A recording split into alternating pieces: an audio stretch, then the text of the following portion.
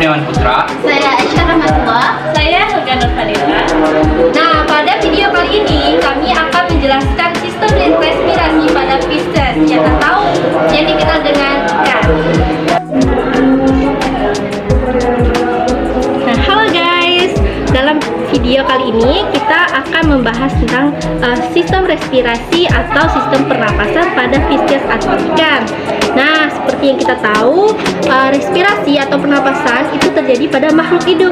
Ada hewan, ada tumbuhan, dan juga ada manusia. Nah, pada hewan itu kan ada 5 kelas. Salah satunya itu adalah Pisces. Nah, kita fokus kepada sistem respirasi pada Pisces. Nah, ikan itu menggunakan insang untuk melakukan proses respirasinya. Sebelumnya, apa itu respirasi? Nah, respirasi adalah proses pengambilan oksigen dan pengeluaran karbon dioksida. Nah, kalau pada ikan, seperti yang kita tahu, ikan ini kan habitatnya atau tempat hidupnya itu di air.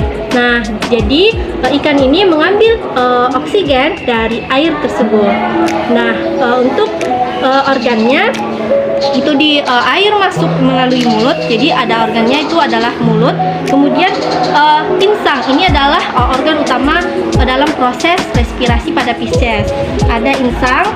Insang ini bagiannya ada lengkungan insang, kemudian ada gill filamen atau filamen insang.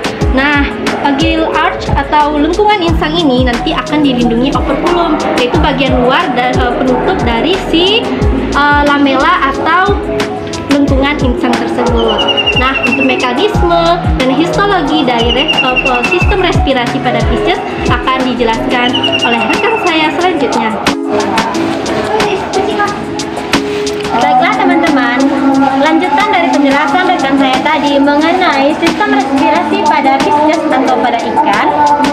Ikan bernapas dengan menggunakan insang. Nah, di insang ini terbagi menjadi 2 bagian. Yang pertama yaitu lengkungan insang dan filamen pada insang. Lengkungan insang inilah yang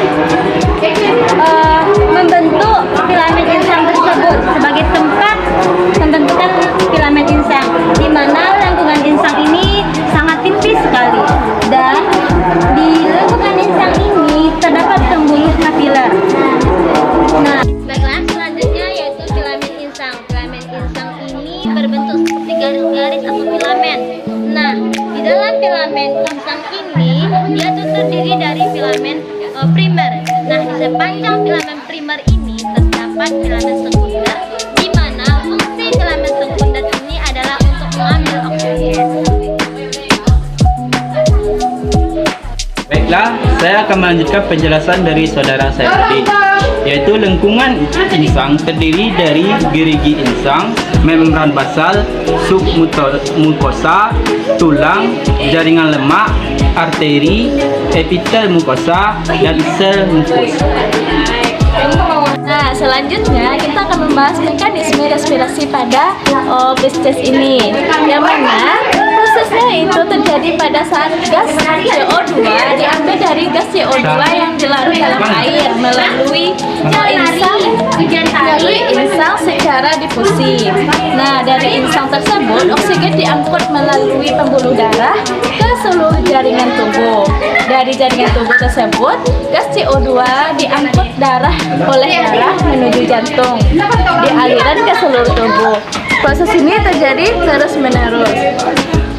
Nah, mekanisme respirasi pada Pisces ini ada 2. Yang pertama, respirasi internal atau ekspirasi, yang mana terjadi saat ikan membuka mulut sehingga air masuk ke dalam rongga mulutnya ketika insang menutup, air mengalir ke dalam insang.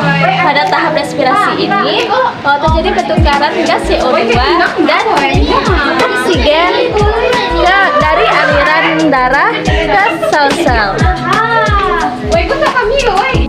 Nah, oke guys, selanjutnya saya akan menjelaskan tentang mekanisme pernapasan yang kedua, yaitu mekanisme pernapasan secara eksternal atau dikenal dengan ekspirasi.